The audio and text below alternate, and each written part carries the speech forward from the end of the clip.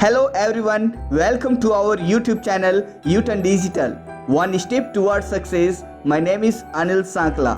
इस चैनल को आप सब्सक्राइब कीजिए जिससे इस चैनल के जो भी फर्दर नोटिफिकेशन है वो आपको ऑन टाइम मिले और आप लेक्चर पर ऑन टाइम रहें. हमारे ऑफिशियल टेलीग्राम चैनल को ज्वाइन करने के लिए डिस्क्रिप्शन बॉक्स में लिंक दे रखी है, उस पर क्लिक कीजिए. आपको उस टेलीग्राम चैनल पर लेक्चर की पीडीएफ प्रोवाइड की जाएगी.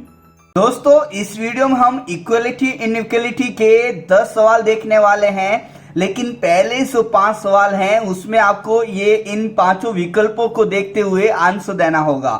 यदि केवल आपका पहला ही कंक्लूजन फॉलो करता है तो ए लगाएं, यदि आपका सेकंड कंक्लूजन फॉलो करता है तो बी लगाएं, आइदर और का केस है तो सी लगाएं. तो दोस्तों, आपके पास में एक सवाल आएगा, उसमें स्टेटमेंट गिवन होगा दोस्तों, और उस स्टेटमेंट पर डिपेंड करते हुए दो वहां पर कंक्लूजन होंगे. आपको चेक करना है कि कौन सा कंक्लूजन फॉलो करता है और कौन सा नहीं करता है. तो दोस्तों, पहला सवाल आपके सामने ये रहा. दोस्तों, पहले सवाल को आप थोड़ा सा ध्यान से देखेंगे क्योंकि यहां पर एलिमेंट सेम है, और जब कंक्लूजन में एलिमेंट सेम होता है तो हम आइदर और के लिए भी यहां पर चेक करते हैं. तो दोस्तों, यहां पर एफ और ए के बीच में रिजल्ट निकालना है, लेकिन यहां पर जो स्टेटमेंट है यहां पर बार बार कॉमा लगा के इसको तोड़ के दिया. तो दोस्तों, एफ से ए जाना होगा. तो दोस्तों, एफ यहां पर है तो एफ से पहले ई आना होगा, ई से बाद में बी, और बी से आपको डी, और डी से आपको ए जाना पड़ेगा. इसका मतलब मैं इस पूरे 3 स्टेटमेंट को लेके एक स्टेटमेंट बना सकता हूं. जब मैंने इसको जोड़ा तो एफ से ई यहां पर इक्वल है, ई से बी जब मैं गया तो यहां पर smaller than and equals to b है. और आगे जब आप इसको ध्यान से देखोगे तो ये डी भी लिखा हुआ है, मुझे पहले बी में लिखना है, तो इसका मतलब मैं इसको ऐसे पढ़ सकता हूं, b is smaller than d. तो यहां पर हो गया b is smaller than d, and यहां पर है d is greater than a, तो डी इज ग्रेटर देन ए यहां पर हो गया. दोस्तों, जब आप ध्यान से देखोगे तो यहां पर एफ और ए के बीच में जितने भी सिंबल्स आए हैं, ये सिंबल्स किसी का मुंह यहां पर बैकवर्ड है और किसी का मुंह यहां पर फॉरवर्ड है. इसका मतलब ये नॉन स्टैंडर्ड स्टेटमेंट है, और नॉन स्टैंडर्ड स्टेटमेंट में यहां पर जो भी रिजल्ट निकालोगे वो अनसर्टेन होगा. और फिर वहां पर 3 साइन से, दोस्तों ध्यान रखें, 3 साइन से आइदर और का केस बनेगा. इसका मतलब एफ और ए में कुछ भी रिजल्ट निकालोगे वो एक फिक्स रिजल्ट नहीं होगा, वो अनसर्टेन होगा. और जब अनसर्टेन होगा तो एफ ग्रेटर देन ए हो सकता है, एफ स्मॉलर देन ए हो सकता है, और एफ इक्वल टू यहां पर ए हो सकता है. एफ या तो ए से बड़ा या छोटा या बराबर होगा. तो दोस्तों, यदि ये तीनों साइन है तो आइदर और का केस यहां पर बनेगा. तो एफ इज ग्रेटर देन ए यहां पर पड़ा है, एफ इज स्मॉलर देन ए यहां पर है, and F is equal to A यहां पर है. इसका मतलब पहला सवाल जो है यहां पर आइदर और बनेगा, और 5 विकल्प जो आपको मैंने बताए थे उसमें से आपका जो आंसर होगा वो आपका सी होगा. दोस्तों, तो ये आइदर और का केस हुआ है. अब हम क्वेश्चन सेकंड देखने वाले हैं. दोस्तों, क्वेश्चन सेकंड जब आप देखोगे तो आपको समझ में आएगा कि डी से जेड जाना है. दोस्तों, डी यहां पर, जेड यहां पर, और डी से जेड में जैसे ही आप इस सिंबल्स को देखोगे तो कुछ आगे की तरफ मुंह किए हुए हैं, फॉरवर्ड है, कुछ बैकवर्ड है. इसका मतलब यहां पर ये जेड से डी अनसर्टेन हो गया, नॉन स्टैंडर्ड. इसका मतलब पहला जो है आपका ना तो डेफिनेट राइट है और ना ही डेफिनेट फॉल्स है. दोस्तों, आगे जब आप बी से एक्स में रिजल्ट निकालोगे तो आपको पता चलेगा कि बी से एक्स में ये स्टेटमेंट जो है स्टैंडर्ड है, और जब स्टेटमेंट स्टैंडर्ड है तो हम पैरिटी वाइज काम करेंगे, और बी और एक्स के बीच में जो रिजल्ट आएगा वो इन दोनों में से पैरिटी वाइज आंसर आएगा. और मैंने बता रखा है कि इन दोनों में से फर्स्ट पैरिटी हम इसको देंगे. इसका मतलब b is always greater than x, b जो है एक्स से हमेशा बड़ा होगा, लेकिन इसने बोला बड़ा या बराबर होगा. तो यहां पर ये केस आने की वजह से इसको गलत करना पड़ गया. दोस्तों, यदि ऐसा होता तो ये डेफिनेट राइट होगा, लेकिन ये जो है अब डेफिनेट फॉल्स हो गया. इसका मतलब बी जो है एक्स से बड़ा या बराबर नहीं होगा, क्योंकि b is always greater than x. तो दोस्तों, सेकंड का जो आंसर होगा इसमें दोनों ही फॉलो नहीं करेंगे. इसलिए जब दोनों फॉलो नहीं करेंगे तो आपको विकल्प में से डी विकल्प आपका आंसर लगेगा. दोस्तों, अब हम आगे बढ़ेंगे. क्वेश्चन थर्ड आपके सामने ये रहा. दोस्तों यहाँ पर जो तीसरा सवाल है इसको आप ध्यान से देखें। पहले यहाँ पर कंक्लूजन बोला कि F से G जाना है, तो दोस्तों F यहाँ पर है और G इसमें यहाँ पर सबसे लास्ट में है, तो आपको पहले F से E आना पड़ेगा। और आप F से E आ भी सकते हैं क्योंकि यहाँ पर F से E रास्ता ओपन है। और जब आप F से E आ गए तो अब आप E से B चले जाएं, और जब आप E से B गए तो इधर भी रास्ता ओपन है, तो अब लास्ट में आपको B से G ही जाना है दोस्तों। तो F से E आ गए, E से B आ गए और B से G, और हर तरफ यहां पर रास्ता ओपन था और एक ऐसा पॉइंट चाहिए जहां पर इक्वल ना हो, तो यहां पर पहले ही आ चुका है, इसलिए पहला कंक्लूजन आपका डेफिनेट राइट हो जाएगा। लेकिन जैसे ही यहां पर सेकंड पढ़ोगे तो आपको G से C जाना होगा, क्योंकि G से यहां पर रास्ता ओपन है दोस्तों। और जैसे ही आप G से C जाने की बात करोगे तो G यहां पर स्टेटमेंट में सबसे लास्ट में है, आपको पहले G से B जाना पड़ेगा और उसके बाद में आपको B से C जाना पड़ेगा। लेकिन जब आप G से B जाओगे तो यहां पर ऐसा साइन आ चुका है, और जब G से B जाने की कोशिश करोगे तो ये रास्ता आपको बंद मिलेगा, इसलिए ये वाला आपका सेकंड कंक्लूजन फॉलो नहीं करेगा। तो दोस्तों तीसरे में जो आंसर आया है उसमें केवल पहला जो है कंक्लूजन फॉलो करेगा। देन यहां पर जो आप विकल्प लगाओगे वो आपका ए विकल्प बिल्कुल सही माना जाएगा। अब आपके सामने चौथा सवाल ये रहा। दोस्तों क्वेश्चन फोर्थ बहुत ही आसान है, क्योंकि यहां पर स्टेटमेंट एक है जुड़ा हुआ है, तो यहां पर आप डायरेक्ट दे सकते हैं कि x ग्रेटर देन a, तो यहां पर x से a में रिजल्ट निकालना है, तो x से a तक स्टेटमेंट स्टैंडर्ड है, और जितने भी सिंबल्स आए हैं उन सभी में फर्स्ट प्रायोरिटी जो मिलेगी वो ग्रेटर देन को मिलेगी। इसका मतलब x और a में जो रिजल्ट आएगा x is always greater then a, और यहां पर वही लिखा हुआ है, इसलिए आपका चौथे का ये पहला कंक्लूजन तो डेफिनेट राइट में चला गया। अब सेकंड देखेंगे तो सेकंड में आपको y is greater than equals to m यहां पर निकालना है। तो दोस्तों y is greater than equals to m जब आप यहां पर देखोगे तो आपको यहां पर ये मिलेगा स्टेटमेंट स्टैंडर्ड, और y से m के बीच में सिर्फ दो साइन आपको दिखेंगे, this one and this one.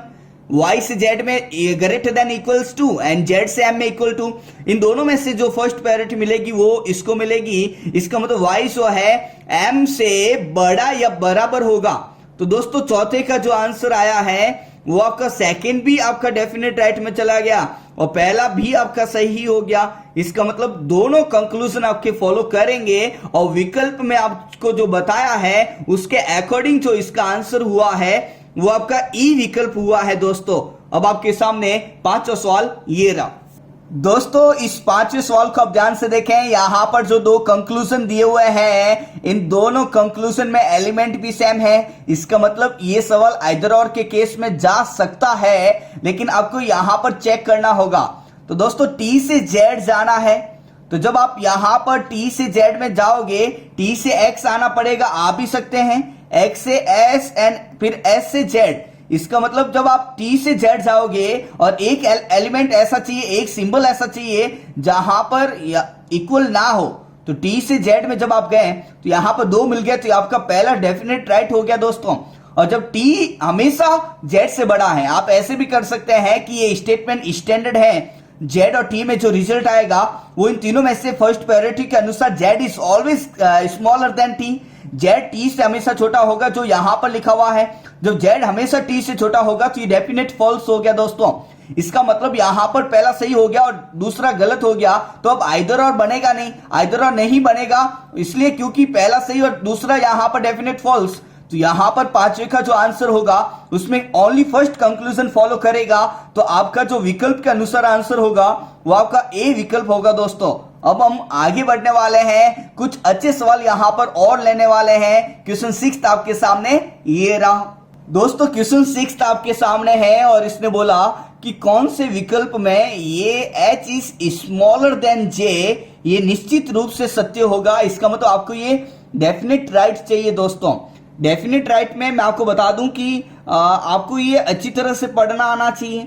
जब आप ध्यान से देखोगे तो ये ओपन गेट इधर से है, इधर से देखोगे तो क्लोज गेट होगा। जब आप इसको पढ़ोगे तो आपको समझ में आएगा कि J से H जाना है दोस्तों, J से H जाना है और एक ऐसा पॉइंट आ जाए जहां पर इक्वल ना हो। तो दोस्तों जे से एच भी जाना है और एक ऐसा पॉइंट आना भी चाहिए जहां पर इक्वल का साइन नहीं आए। तो दोस्तों जे से एच जाने के लिए पहले विकल्प को ध्यान से देखा तो इसमें जे से आई तो आ सकता हूं, लेकिन आई से एच में यहां पर रास्ता बंद होगा, तो आपका ए विकल्प गलत हो गया। जे से एच जाने में जे से आई जाना पड़ेगा तो आगे, आई से जी, जी से एच जाना पड़ेगा, लेकिन जैसे ही मैं आई से जी जाऊंगा तो फिर से यहां पर आई से जी नहीं जा पाऊंगा, रास्ता बंद है, तो आपका ये भी गलत हो गया। तो दोस्तों जे से एच जाने के लिए आपको यहां पर सी विकल्प में जे आगे है तो अब जे से पहले आई और रास्ता ओपन है तो आप चले गए, आई से जी रास्ता ओपन है तो ये चले गए, और जी से एच में भी रास्ता ओपन है तो आप चले गए दोस्तों। और एक ऐसा पॉइंट चाहिए जहां पर इक्वल ना हो, तो दोस्तों यहां पर इस पूरे में एक ऐसा पॉइंट आ गया ये वाला जहां पर इक्वल नहीं है। तो दोस्तों यहां पर जो 6th का आंसर हुआ है उसमें सी विकल्प आपका बिल्कुल सही होगा। अब हम आगे बढ़ेंगे, क्वेश्चन 7th आपके सामने ये रहा। दोस्तों क्वेश्चन 7th का आप ध्यान से देखें, आपको यहां पर दिया हुआ है कि अगर ये स्टेटमेंट डेफिनेट राइट है, अगर ये स्टेटमेंट डेफिनेट राइट है तो इसमें से कौन सा आपका सत्य है, इसका मतलब आपका फॉलो करेगा। तो दोस्तों आप इसको ध्यान से देखा तो पहले में लिखा है के से एन जाना है और हर जगह पर इक्वल हो। तो दोस्तों के से एन जाना है, हर जगह पर इक्वल होना चाहिए, तो आप के से एल आ जाओगे, एल से एम से एन, रास्ता ओपन है, लेकिन यहां पर इक्वल मिलेगा नहीं, और इसने बोला हर जगह पर इक्वल हो, यहां पर मिला नहीं तो आपका ए नहीं होगा। के से एम जाना है और हर जगह पर ऐसा ही इक्वल होगा, तभी तो यहां पर फाइनल रिजल्ट में भी यही आएगा। तो दोस्तों के से एम में हर जगह पर ऐसा ही इक्वल हो, लेकिन के से एम में कहीं पर भी ऐसा इक्वल नहीं है, तो आपका बी भी गलत हो गया। जब आप यहां पर सी को पढ़ोगे तो ओपन ये एन से है, इसका मतलब एन से के जाना है, तो एन से के जाने के लिए आपको एन से पहले एम, एम से एल, एल से के जाना पड़ेगा, लेकिन जैसे ही आप एन से एम जाओगे तो ये रास्ता बंद मिलेगा दोस्तों। एम से एन जाने की बात होती तो ये रास्ता ओपन होता, लेकिन ये एन से एम में रास्ता बंद है, इसलिए सी भी यहां पर सत्य नहीं होगा।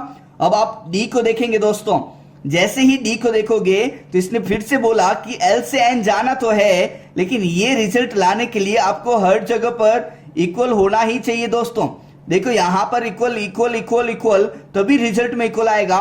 तो दोस्तों एल से एन में जब आप जाओगे तो यहां पर इक्वल का साइन आया ही नहीं, और जब यहां पर इक्वल नहीं आया तो ये भी फॉलो नहीं करेगा, इसका मतलब साथे का जो आंसर आएगा वो आएगा नन फॉलो, इसका मतलब इसमें से कोई सत्य नहीं है। तो दोस्तों आगे बढ़ते हैं, क्वेश्चन 8 आपके सामने ये रहा।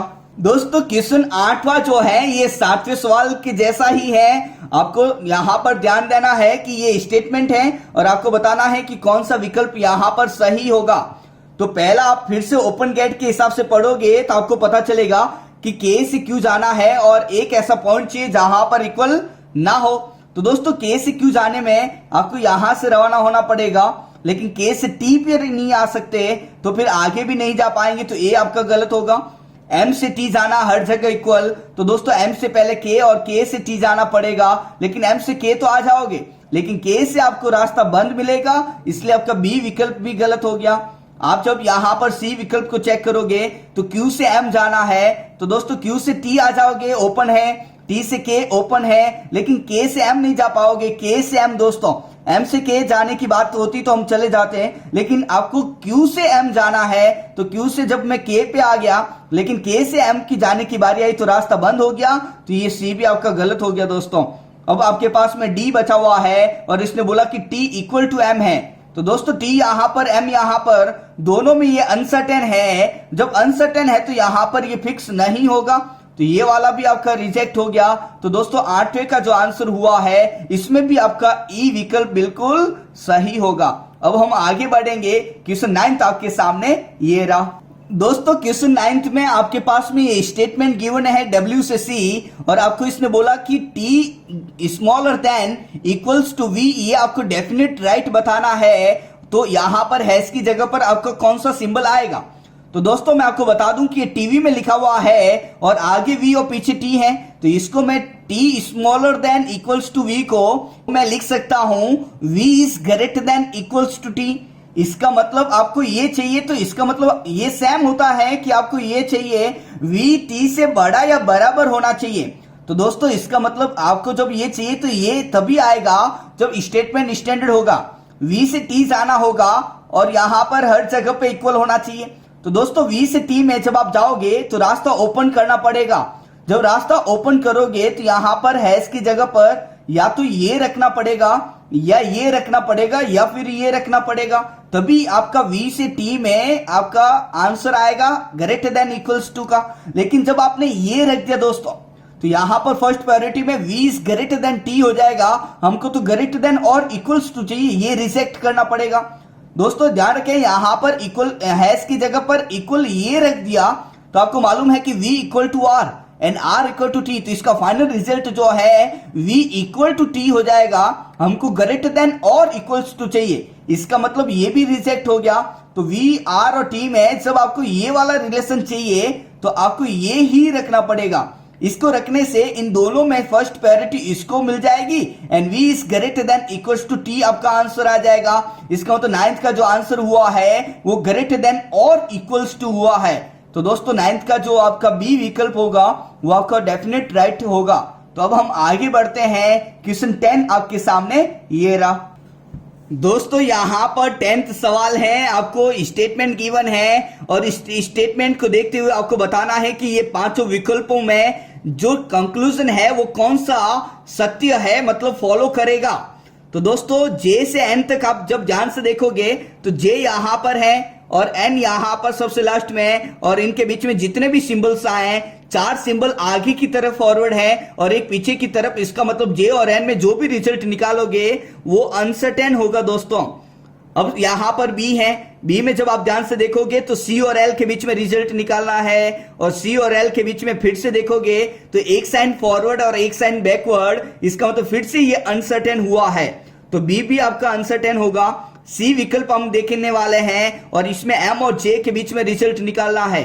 दोस्तों M और J के बीच में जब आप ध्यान से देखोगे तो यहां से यहां तक आपको देखना पड़ेगा और जितने भी आगे J है तो J लिख लो, पीछे M है तो M लिख लो। और इसमें ध्यान से देखोगे तो 2 साइन बार बार रिपीट हुए हैं, this one and this one, और इन दोनों में फर्स्ट प्रायोरिटी आपको इसको देनी पड़ेगी। इसका मतलब J is always greater then M होगा, J M से बड़ा ही होगा। लेकिन इसने बोला J M से बड़ा या बराबर, इसलिए डेफिनेट फॉल्स हो जाएगा दोस्तों। अब यहां पर डी विकल्प ध्यान से देखें, V से C जाना है तो दोस्तों V से C जाने के लिए आपको ये वाला लेना पड़ेगा और जब इसको ध्यान से देखोगे तो C is greater than J and J is greater than equals to V। Statement standard होने की वजह से इन दोनों में से प्रायोरिटी वाइज काम करेंगे और पहले और दूसरे में से आंसर जो पहला लगेगा, इसका मतलब C is greater then V। और हम इसको इस तरीके से भी लिख सकते हैं कि C बड़ा है V से, इसका मतलब V छोटा है C से, और ये यहां पर लिखा हुआ है तो ये डेफिनेट राइट हो गया दोस्तों। अब यहां पर जो 10th का आंसर है वो डी विकल्प कंफर्म हो गया, लेकिन फिर भी मैं बता दूं कि ई यहां पर क्या होगा। तो एन से एम में आपको रिजल्ट निकालना होगा और एन यहां पर एम यहां पर, n is always greater than m है दोस्तों। एन बड़ा या बराबर है यहां पर एम के, लेकिन इसने बोला एन तो बड़ा ही है, तो दोस्तों एन बड़ा ही है, ये जरूर नहीं बराबर भी हो सकता है, इसलिए ये अनसर्टेन हो गया। तो दोस्तों 10th का जो आंसर होगा वो आपका डी विकल्प होगा। और आई होप कि ये 10 सवाल इक्वलिटी इनइक्वलिटी का आपको अच्छी तरह से समझ में आए होंगे। Thank you students for watching this video. हमारे ऑफिशियल टेलीग्राम चैनल को ज्वाइन करने के लिए डिस्क्रिप्शन बॉक्स में लिंक दे रखी है, उस पर क्लिक कीजिए, आपको उस टेलीग्राम चैनल पर लेक्चर की PDF प्रोवाइड की जाएगी। अगर आपको ये वीडियो पसंद आए तो इस वीडियो को लाइक कीजिए। अगर आपको इस वीडियो से हेल्प मिलती है तो इस वीडियो को आप अपने साथी स्टूडेंट्स के बीच में भी शेयर कीजिए ताकि उनको भी इस वीडियो से हेल्प मिल सके। इस चैनल को आप सब्सक्राइब कीजिए जिससे इस चैनल के जो भी फर्दर नोटिफिकेशन है वो आपको ऑन टाइम मिले और आप लेक्चर पर ऑन टाइम रहें। Thank you.